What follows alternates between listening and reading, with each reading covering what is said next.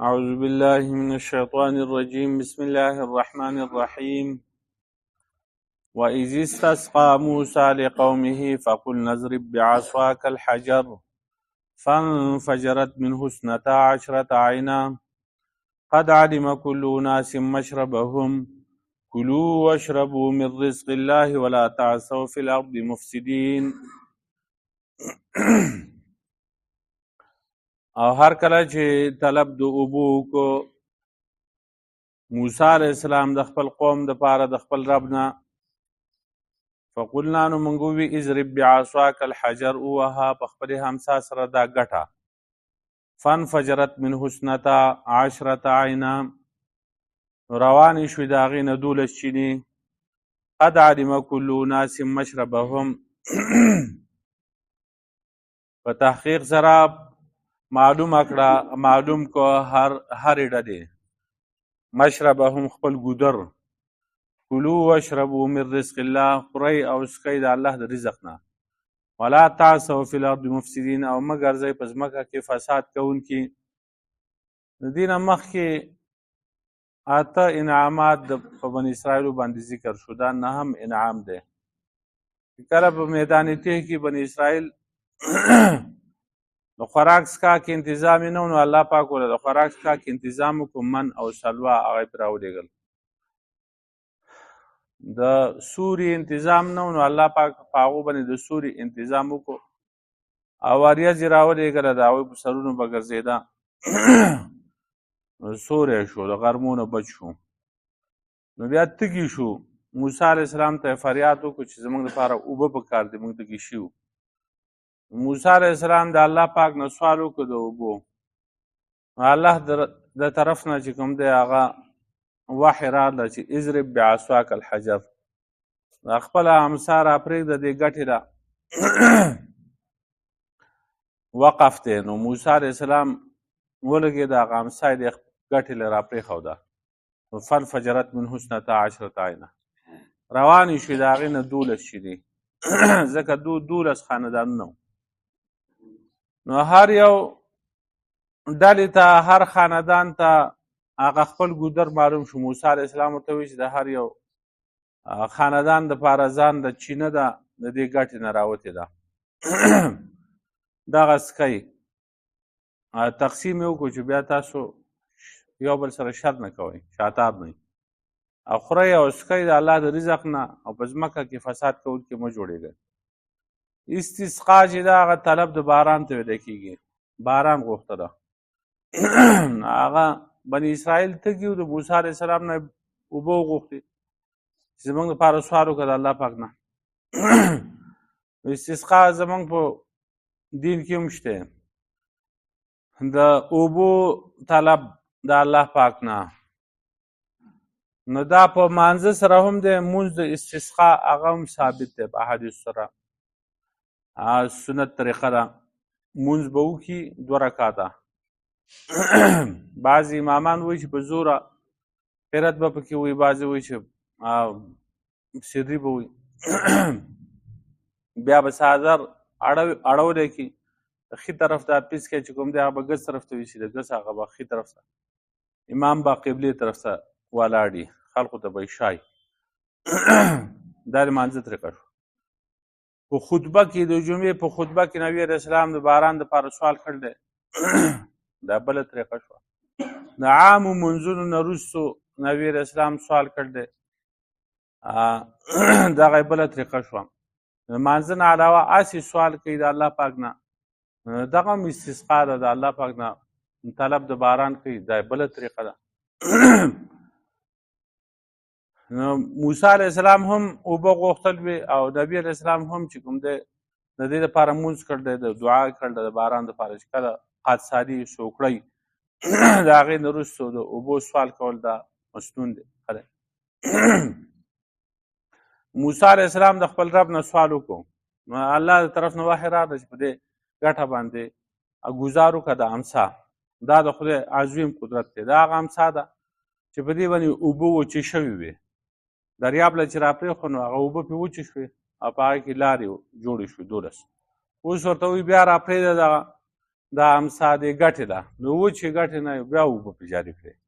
نو دا متضاد کارونه د یو شي ده الله پاک کوي الله پاک په دې باندې قادر دی دغه ګټه اوس هم موجود ده او انګریزان چې کوم دی هغوی چې خپل کتاب باندې بایبل او په دې باندې تحقیق کوم نو هغو تلي یو جماعت یو ټیم دغه ځایونه یې هغه کتلي وو نو په وادي سینا کې چې کوم دی دغه تقریبا د 10 فوټو نه راواخله د 15 فوټو پورې دنګه ګټه ده او مخې طرف ته داسې کږه ده په هغه کې سوري دي دغه سورونه چې کوم دی هغه اوبه به راوتې اوس هم شته هغه ګټه په هغه وادي سینا کې الله پاک ورته دغه حکم وکړو نو د هغې نه اوبه راووتې وروسته بیا راځي فانبجست منه 12 عینه دلته فانفجرت منه انبجاس چې کوم دی هغه لږو لږو اوبو ته لږې لږې اوبه چې راوځي هغې ته وایي انفجار چې دی نو هغه ډېرو اوبو راوتو ته ویل کېږي اول کې لږې لږې د ګټ نه اوبه راوتې بیا وروسته زیاتې شوې ډېرې اوبه ترې راووتې موسی علیه السلام هر یو خاندان ته وویل هرې ډلې ته چې خپل ګودر معلوم کړئ خپل طرف معلوم کړئ د دې نه اوبه وړئ دا تقسیم وکړو د دې لپاره چې د دوی شر شاتاب ختم شي نو اوس د ګټې نه اوبه چې هغه وچه ګټه یي د هغه دا خرق عادت کار دی د هغې نه اوبه راوته ده په یو ځای کې ګټه او وچه ګټه نو په دې نه اوبه راویستل چې کوم دی دا ناشنا کار دی دا د پیغمبر په لاس باندې کېږي دې ته معجزه ویل کېږي موسی علیه السلام په خپله دا کار نه دی کړی معجزه په اختیار د پیغمبر کې نه خو الله پاک نه سوال وکړو نو الله پاک ورته وویل اوس ته دا ګټه په امسا باندې ووهه د دې نه به اوبه راوځي خو به هر حال بیا هم د دې ګټې لاندې ځمکه ده په دې ځمکه کې پاکې اوبه دي نو که هغه څه د ماشین په ذریعه باندې یا څه شي باندې راوباسي نو راویسته کېږي دا ناشنا کار دی خو ډېر ناشنا نه دی او ډېر ناشنا کار د پیغمبر پاک سره معجزه ده چې جابر رضی الله عنه هغه فرمای چې د حدیبیې په موقع کې موږ تږي وو او موږ سره د اوداسه اوبه هم نه وي او نبي علیه السلام سره د څرمن یو لوښی او په هغه کې لږې اوبه وي کله چې هغه راواغېستې نو ټول صحابه کرام پرې چاپېره شو او دغه صحابه کرام تقریبا 1500 کسانو هغه را چاپېره شو نو نبي علیه السلام سه کوئ موږ سره اوبه نشته نبي علیه السلام په هغه لوښي کې دا ګوتې ښکته کړې بیا بره کړې او د هغې نه چینې شروع شوې د هرې ګوتې نه اوبه بهېدې خلکو پرې خپل ټول لوښي ډک کړه ویست کړې او دسونه پرې وکړه دا ډېره ناشنا ده چې د لاس نه هغه اوبه روانېدله دا د موسی علیه السلام د معجزې نه زیاته معجزه وه دا مختلف وختونو کې دغه شانتې شوې ده دا یوه واقعه نه ده مدینه منوره کې هم چې کوم دی د مسجد نبوي په خوا کې نبي علیه السلام د ګوتو نه اوبه جاري شوې او په یو سفر موقع کې هم مختلف مقاماتو کې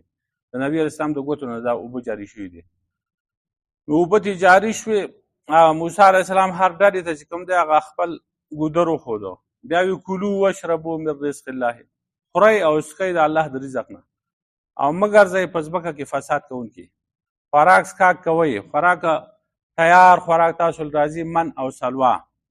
تورنجبین او پاخه مړزان هغه خورئ واشربو دا پاکې اوبه دي دا څښئ دا د الله د رزق نه دي تاسو له درکړ دی خو فساد په ځمکه کې مه کوئ د دې د یو بل سره ربط دا دی چې خوراک څښاک کوي فساد نه کوي دا ربط یې د دې یو بل سره دا دی چې کله سړی خوراک څښاک کوي او بې کړاوه شی ورته میلاویږي نو بیا دی وزګاري نو په دغه وخت کې بیا دی مست شي نو فساد کوي نو خورئ څښئ خیر دی خو فساد به نه کوئ د دې وجې نه الله پاک چې کوم دی هغه هسې هم د خلقو له دا رزق ورکولی شي لکه څنګه چې دا اوبه جاري کړل دي دا سیندونه خوړونه نهرونه او دریابونه اوبه یې په دې ځمکه باندې جاري کړي دي دغه شانتې الله پاک په قدرت کې دا د الله د قدرت نه لاندې ده چې د انګوري او د دې سالن د ترکارۍ د دې د خوړونه او سیندونه جاري کړي دا خو الله پاک ته څه ګران نه ده دغه شانتې نور ضرورت چې کوم دي هغه ډوډۍ هغه د اسمان نه ورته راورئ او دې خلقو له ورکوي خو که دغه شانتې تیار خوراک دې خلقو ته میلاویږي او دو مصروفه نه وي نو بیا به فساد کوي تیار خوراک خوري او تیار اوبه هر شی تیاري نو بیا مشي فساد به کوي. نو د دې وجې نه الله پاک چې کوم دی هغه د انسانانو دپاره مصروفه کړي دي تاسو کار کسب کوئ کار کسبه ټول خلق چې کوم دی هغه په خپل کار کې لګیا دي او دغه فساد نه بچ دي او که وزګار وی نو بیا به فساد کوو. کلو واشربو من رزق الله خورئ او څښئ د الله د رزق نه ولا تعثوا فی الارض مفسدین مګر ځئ په ځمکه کې فساد کوونکي. واذ استسقا او هر کله چې وغوښتي اوبه موسی علیه السلام لقومه د خپل قوم دپاره د الله پاک نه فقل نضرب بعصاک الحجر نو موږ ووایو چې ووهه په خپلې امسا سره ګټه فانفجرت منه اثنتا عشرة عینه نو جاري شوې د هغې نه 12 چینې قد علم کل اناس مشربهم په هغې سره معلوم کو هرې ډلې مشربهم خپل ګودر خپله چینه خپل ځای د څکلو کلو واشربو خورئ او څکئ من رزق الله د الله د رزق نه ولا تعثوا فی الارض مفسدین او مګر ځئ په ځمکه کې فساد کوونکي. ربنا ظلمنا انفسنا وان لم تغفر لنا وترحمنا صلى الله تعالى على خير خلقه